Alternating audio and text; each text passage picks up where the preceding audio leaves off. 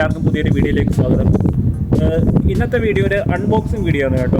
ഞാനൊരു പുതിയൊരു വാച്ച് മേടിച്ച് അതിൻ്റെ ഒരു അൺബോക്സിങ് വീഡിയോ ആണ് ഇന്ന് കാണിക്കാൻ പോകുന്നത്. അപ്പം വാച്ച് എന്ന് വെച്ച് കഴിഞ്ഞാൽ നമ്മുടെ G-Shockൻ്റെ GBD 200 1D എന്ന് പറയുന്ന മോഡൽ വാച്ചാണ് ഞാനിപ്പോൾ അൺബോക്സ് ചെയ്യാൻ പോകുന്നത്.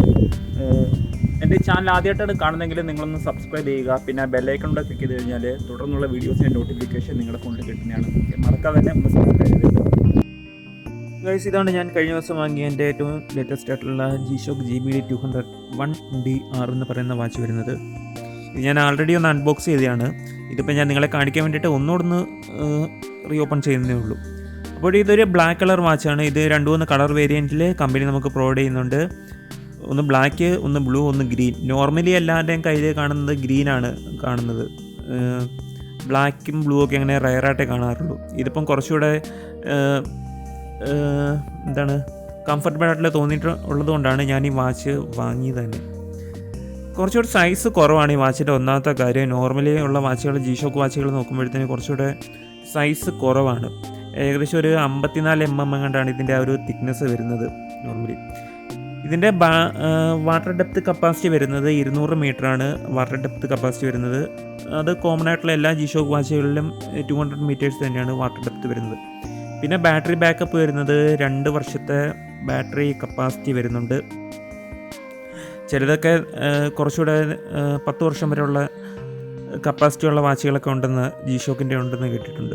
അത്രയൊന്നുമില്ല. ഇത് നോർമലി ഉള്ള പോലെ 2 വർഷത്തെ ബാറ്ററി കപ്പാസിറ്റി ഉള്ളൂ. ഇത് നമുക്ക് ബാറ്ററി റീചാർജബിൾ ബാറ്ററി അല്ല വരുന്നത്. എന്ന് വെച്ച് കഴിഞ്ഞാൽ നോർമൽ വാച്ചുകളിൽ കാണുന്ന രീതിയിലുള്ള ബാറ്ററിയാണിത് വരുന്നത്.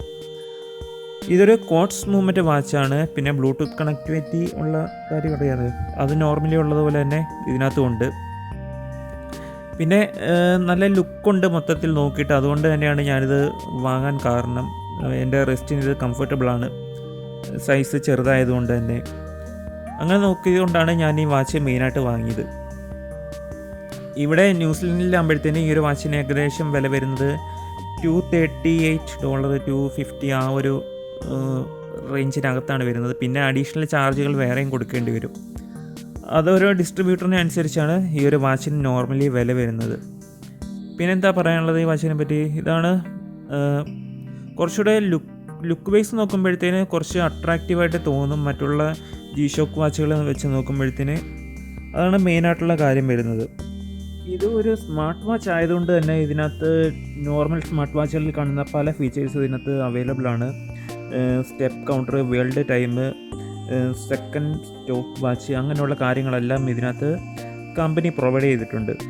പിന്നെ അതുകൂടാതെ തന്നെ ഇതിൻ്റെ കേസ് മെറ്റീരിയൽ വരുന്നത് റിസൈൻ ടൈപ്പാണ്. ഇതിൻ്റെ ആ ഒരു കേസിൻ്റെ മെറ്റീരിയൽ വരുന്നത് കുറച്ചുകൂടെ സ്ട്രോങ് ആയിട്ടുള്ള കേസാണ് ഇതിന് കൊടുത്തിട്ടുള്ളത്.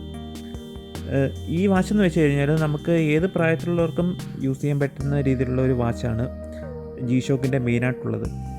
ഈ ഒരു വാച്ച് എന്നല്ല, എല്ലാ വാച്ചുകളും ഏത് പ്രായക്കാർക്കും യൂസ് ചെയ്യാൻ പറ്റുന്ന രീതിയിൽ, ലേഡീസ് അല്ല ജെൻസ്, അങ്ങനെ ജെൻഡർ വേരിയേഷൻ ഇല്ലാതെ ഏത് ആൾക്കാർക്കും വെയർ ചെയ്യാൻ പറ്റുന്ന രീതിയിലാണ് വാച്ചുകളാണ് കൂടുതലും G-Shock പ്രൊവൈഡ് ചെയ്യുന്നത്. അപ്പോൾ ഇത്രയൊക്കെയാണ് ഈ ഒരു വാച്ചിൻ്റെ പ്രത്യേകത വരുന്നത്.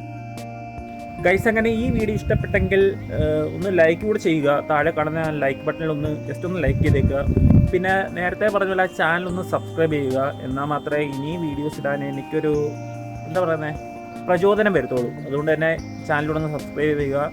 അപ്പോൾ അടുത്ത വീഡിയോ കാണുന്നിടം വരെ ബൈ.